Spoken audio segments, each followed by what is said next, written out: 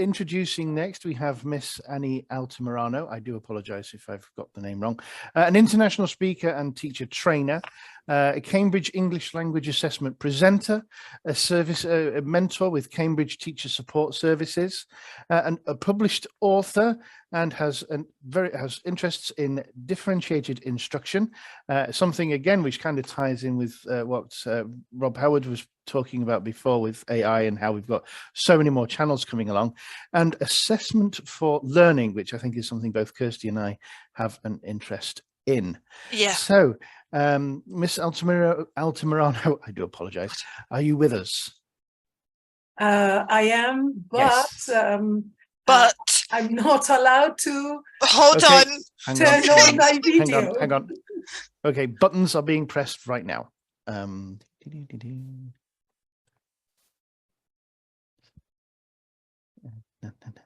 There we go. Let's see. All right. Should be able to try now. Okay. Right. There we are. There we go. Hello. Good morning. Hello. And thank you very much for this invitation. And well, I've been fascinated by both sessions. Rob's session was wonderful too. And the first session of the morning was very, very interesting indeed. And well, I hope teachers find this session useful too. We hope so. Paul and I are very much looking forward to your talk. Okay. Thank you. Right. Shall I share my screen? Yes. The floor is yours. Thank you very much. So here we are.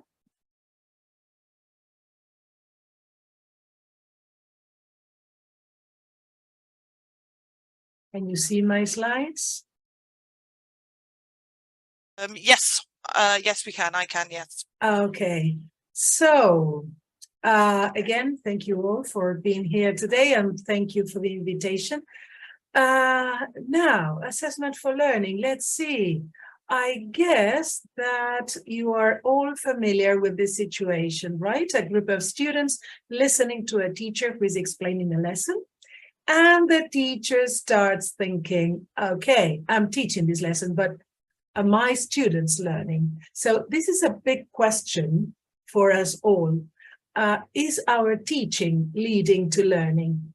And we obviously have a tool to help us answer the question, and the tool is assessment.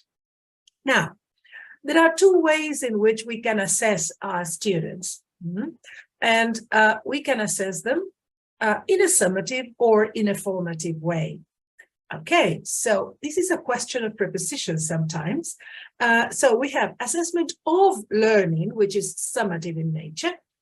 And it usually happens at the end of a period of teaching and learning. For example, the end of a unit of work, at the end of a lesson, an academic year, or a term. And the aim is determining who has mastered the content and who hasn't. Now, assessment for learning, formative assessment, is, as the name says, formative rather than summative, because its purpose is not to determine who succeeded and who did not, but to provide guidance to the student through specific descriptive feedback. So, assessment for learning emphasizes learning rather than grading.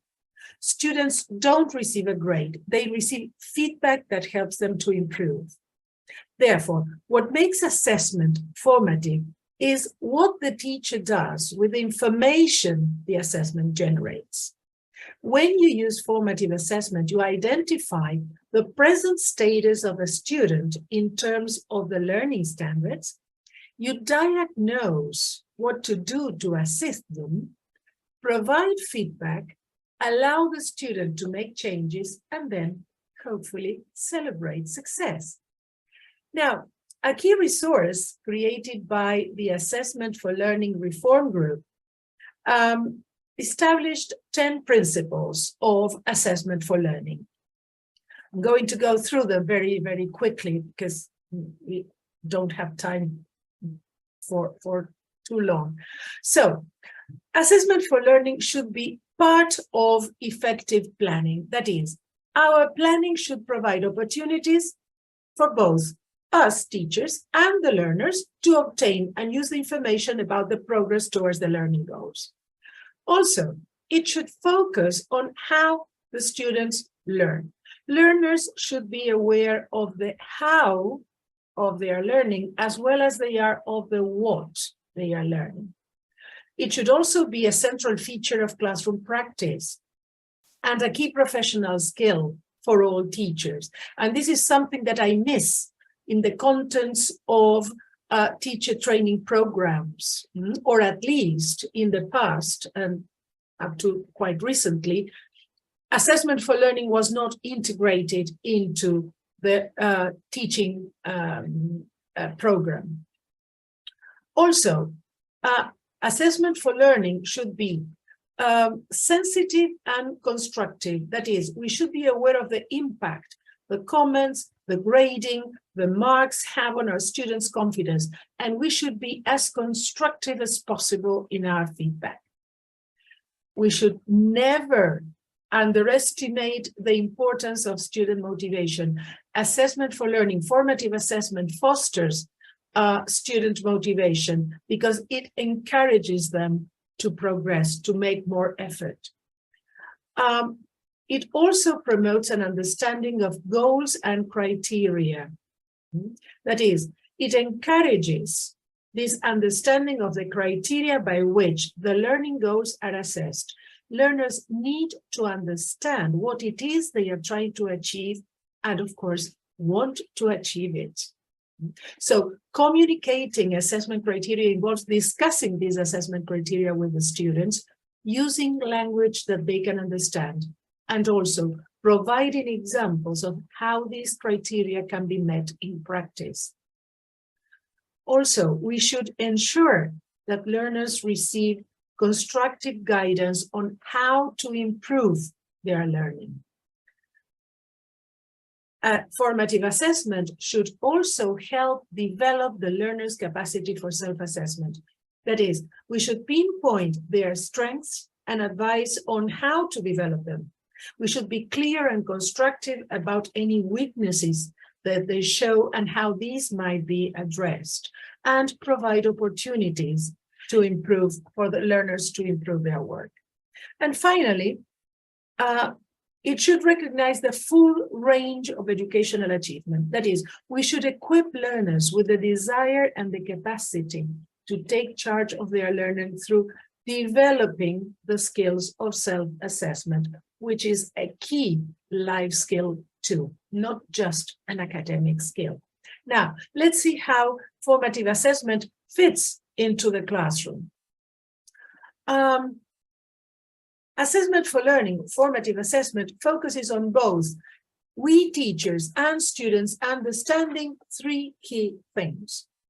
Where the learner is going, that is, sharing the aims of the lesson and the success criteria will help learners see what they are aiming for and what to do in order to achieve those aims. Also, it will show the learner and us teachers where the learner is now. That is, for example, using effective questioning will help us gauge what individual students or groups have learned and generate evidence of learning that we can all use, not just us, but students and teachers. It will generate evidence that we can then use. And then finally, how can the learner get there? That is, using the evidence of learning to inform the choices about what to do next. And what to do next, maybe with an individual student or with a group of students. How to provide more challenge and more support if necessary. Now, let's have a quick look at the pillars of formative assessment. And these are the learning intentions, which inform students about what they are going to learn. Success criteria, which will help them see how successful they have been in achieving these learning intentions. Formative feedback, that will provide them with information on the successful areas of their learning, as well as the areas to improve next. Effective questioning, that is, asking questions in a way that provide you with key information that you can use to determine where the current learning is. And finally, peer and self-assessment, which consider not only what pupils and their peers have learned, but also how they learn best. Now, I'm going to focus briefly on some of these elements. First of all, learning intentions and success criteria. A learning intention, learning aim, objective, describes what the pupils should know, understand, or be able to do by the end of a lesson or a series of lessons. And the success criteria will help them. It's the explanation, it's the indication of whether the students have achieved the learning intention or not. That is, establishing success criteria will improve the learner's understanding by keeping them informed of what they have done and how they will be assessed. Why are these important?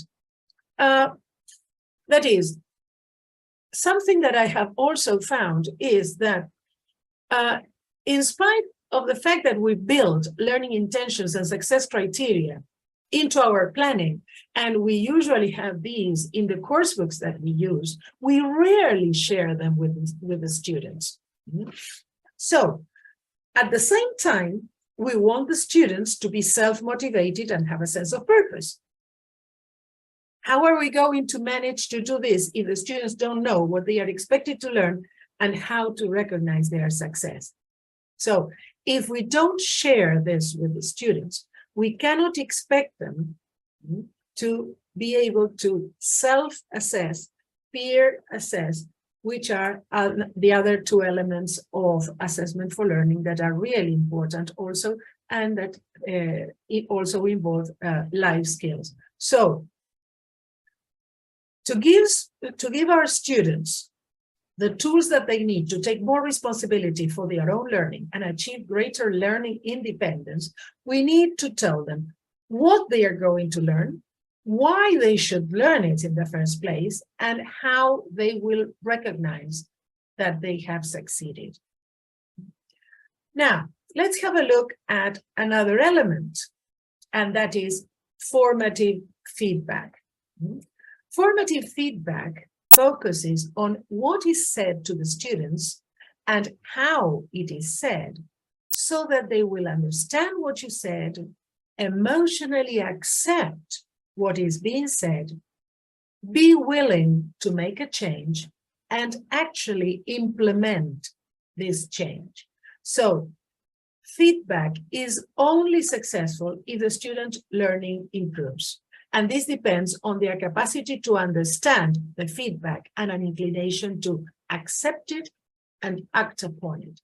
So how can we go about it? First of all, we should base our feedback on the learning goal. And of course, avoid comparing the student to other students. We should focus only on 2 or 3 critical feedback points at a time.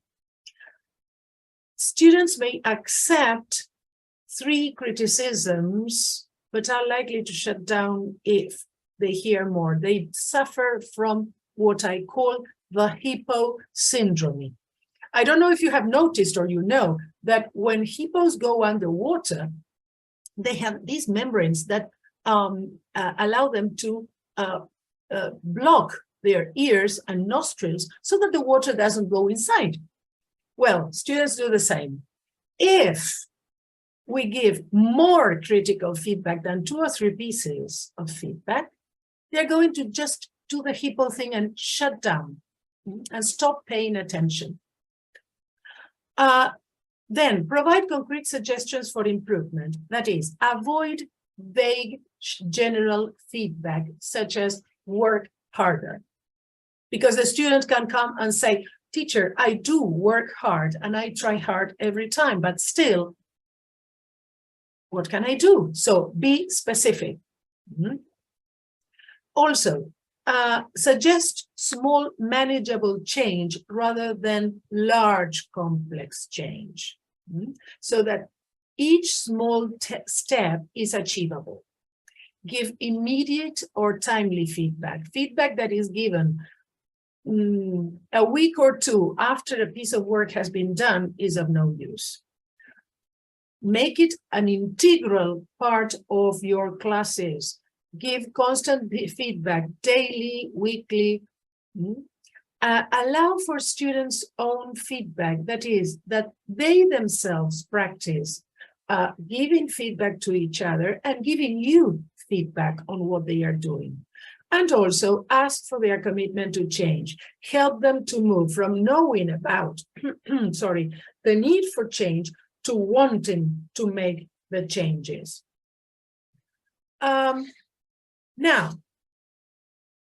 how can we introduce peer self-assessment in our teaching practice? Now, when using assessment for learning in the classroom, peer and self-assessment are effective approaches to enhance the learning of students.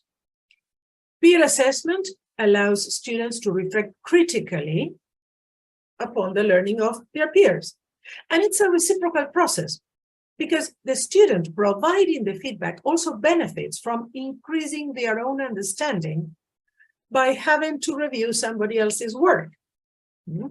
And as a result, reflecting on their own understanding of performance. That is, by doing this, by looking at somebody else's work, they can say, okay, look how this one has done this exercise or has done this activity. And perhaps this is another thing that I haven't thought about. Maybe I could try this strategy. So, successful peer assessment takes time and practice. So it's necessary to explicitly teach and model how to provide feedback before handing this task to the students, because otherwise you will end up having this, oh, it's nice, it's interesting thing. That is, many a time we ask our students to sit together and give each other feedback, but we don't tell them how to do that. Self-assessment gives students the opportunity to use the success criteria to make judgments, identify their own strengths and weaknesses, and set targets. It helps them to better understand what their own work is being judged against, what good work should include or look like, and how to go about working in a better way. So, when we teach our students to become effective self-assessors, they become empowered to take charge of their own learning. And I insist on this.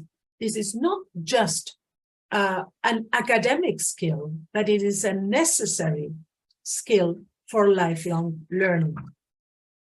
Now, how can we introduce peer and self-assessment? First of all, identify the assignments or the activities for which students might benefit from peer and self-feedback.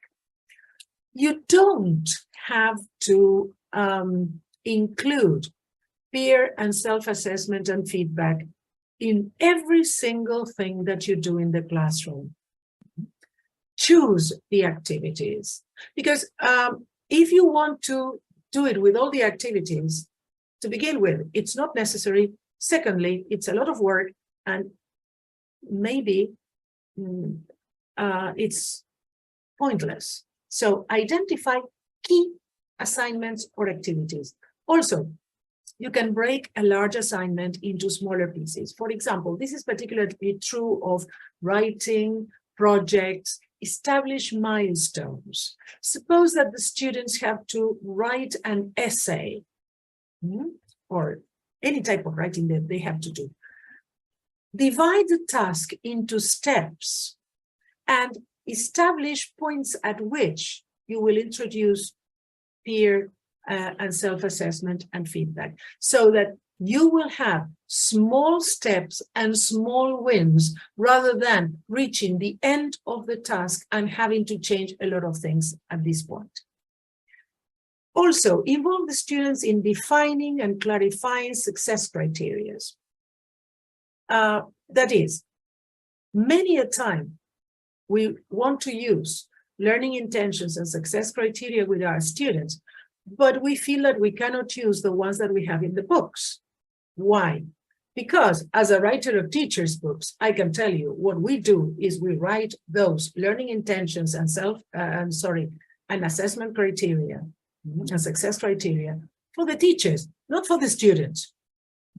So quite likely the language of these success criteria is not very student friendly. And maybe you also have your own agenda. So you may create your own learning intentions and success criteria, and you can also involve the students in defining them in language that they can understand. Also, work with exemplars, with samples, examples of work that make the criteria visible for the student. You can collect, for example, samples of work, anonymous, obviously, from previous years. Or you can give ChatGPT some instructions and generate a piece of writing that would model a perfect sample of writing, and give it to the students and ask them to assess that piece of writing, for example, in groups, with reference to the learning intentions and success criteria, so that they see what quality work looks like, and teach them how to apply the criteria. Explicit instruction and modeling helps them understand what constitutes quality. Also, provide guidance opportunities as they apply the criteria. Help them learn to carry out peer assessments by modeling appropriate constructive criticism. Show them or elicit from them language, useful language that they can use in order to give feedback. Support them using prompts, sentence starters, forms to give appropriate feedback. How can we support peer assessment, for example? Combining peer assessment with teacher feedback, of course. This doesn't mean that we are going to just leave the feedback to them and the assessment to them, because sometimes students feel that they are doing the job for us. They are not, and you need to make this explicit to the students. Develop and use peer assessment tools. For example, checklists, templates, rubrics. Use the gradual release of responsibility model. That is, first, you model, then guided instruction, then shared practice, and then independent practice. Takes time, but the result is worth the effort. Also, develop ground rules for giving effective feedback. Language, I insist on this, positive language, and constructive feedback, and also require evidence that the peer assessment, the feedback, and the improvement has occurred. As regards supporting self-assessment, make it a regular part of your lesson, something that they regularly do during and after learning takes place, and not something that they do once in a blue moon. Ensure that they understand, as I mentioned before, that self-assessment is about learning. It's about improvement and not being right or wrong. Teach, model, and scaffold. Modeling is essential. Again, use a range of techniques and tools for this. You can use, for example, exit tickets, templates, KWL charts. Ask them to look at their work and highlight the best section of their work and explain why they think it's good. Have them identify where they have met each of the success criteria. Include some reflection time at the end of the lesson. Teach them how to reflect on their learning, yes, and also discuss and practice individual goal setting.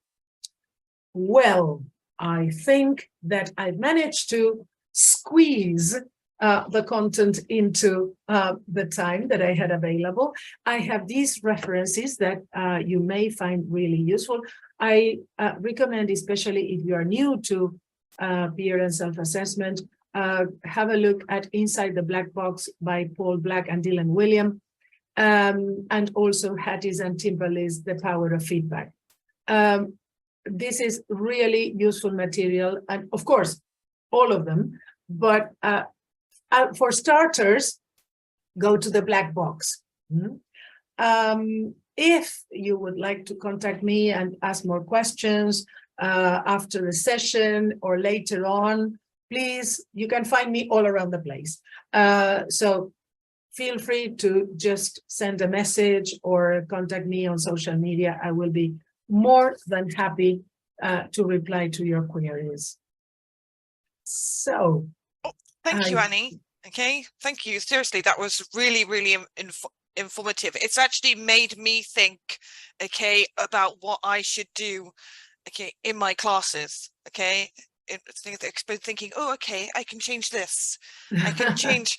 I should do this. I should be changing. Okay, all right. I need to be sharing more about how I'm assessing them, like how I'm grading my students, why they're getting the grades they are. I need to be a bit more in depth.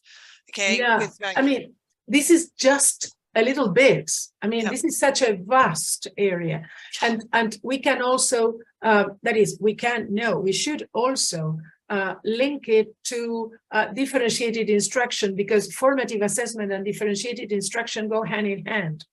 And there's so much to work for us to do regarding formative assessment and differentiated instruction. So I hope this is useful as a starter. I think one thing for me, I mean, obviously I began my journey as a teacher, and I've slowly evolved into more of an assessor myself.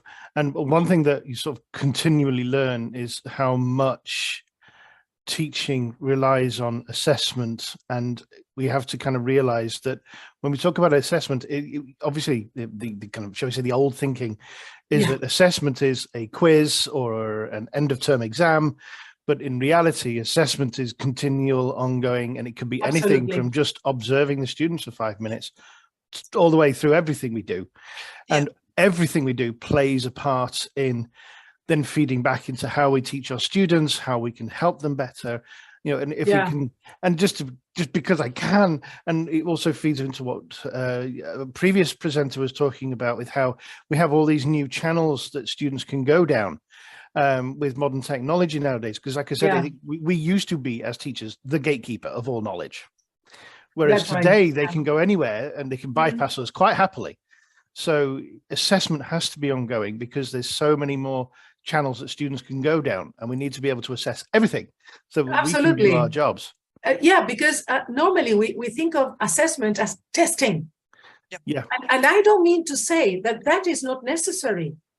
Of course not. I mean, we do need summative assessment because there are grades to give, there are stages in learning, in formal education that need to be covered. But this is something that we can do daily in order to help our students be more successful when they have to reach that point where summative assessment takes place. This is not just about content. Absolutely right. I must admit, it's been a very, very interesting presentation, and thank you. As somebody who is now more involved in assessment, you kind of sat there going, this just makes my life a lot harder.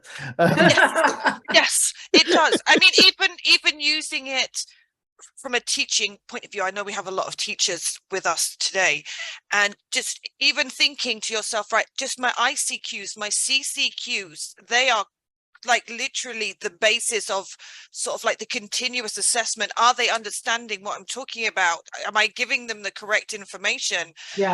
Even these help, you know, with every class that we teach. Okay. But there are small things that you can implement along the way. And what I tell teachers when I do my teacher training workshops, I always tell them, don't try to do everything all at once and with everything. No. No, because you are going to be discouraged, you're going to be overwhelmed, and you're going to say, oh no, I'm not going to do this anymore. So take baby steps. Yeah, I mean, we do have a few questions which have popped up. So let's have a go. So the first one, go ahead, Youssef posted, and what about assessment as learning? Well, yeah, I mean, I think that this is very important. Assessment, sometimes I use the terms interchangeably, assessment for learning, formative assessment, and assessment as learning.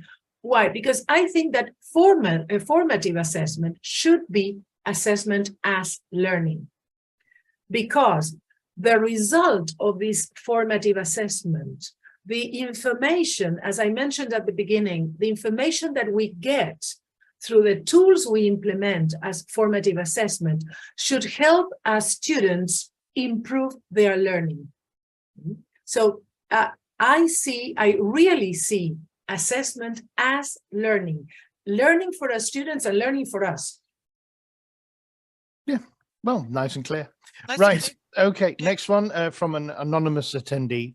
How to convince learners to see the use of improving their writing through comparing their pieces to what GPT chat can propose when they know that they can always resort to it to come up with a better version of their own thoughts? Oh, good question. A very good question. A very good question. Yes. Well, to begin with, I would say, first of all, they need to provide ChatGPT with correct parameters in order to come up with a very good piece of writing. Secondly, I will tell them, don't always trust what ChatGPT gives you. Because I use ChatGPT myself, and I do check the answers that I get, because sometimes it puts its foot in it. Sometimes the replies, the product that it gives you is not what you want or what you expect. Yeah.